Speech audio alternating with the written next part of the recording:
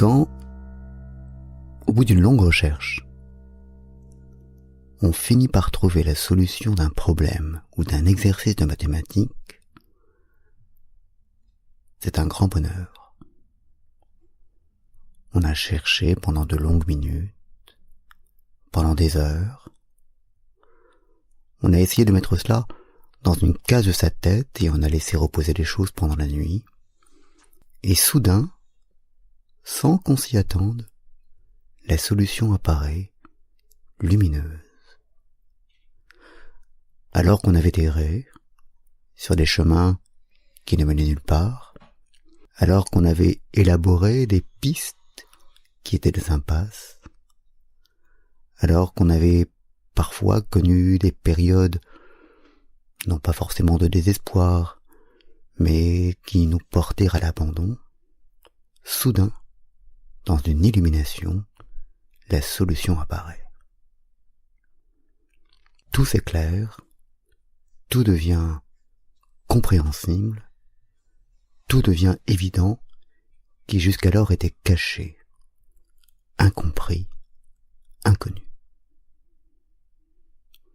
L'expérience a ceci d'agréable et de fantastique qu'elle permet de comprendre, ou du moins d'appréhender, les ressorts de la réflexion. Souvent, ça n'est pas en se focalisant sur le problème qu'on arrive à en trouver la solution, mais plutôt en faisant le tour du problème, en essayant d'en voir les à côté. Souvent, le fait de se focaliser sur la solution ou le problème lui-même rend myope.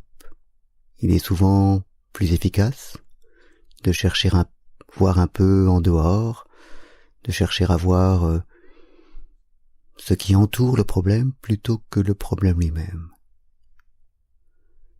Et puis, ce qui est magnifique, c'est aussi le fait que l'attention dans l'affaire est vraiment utilisée à son maximum.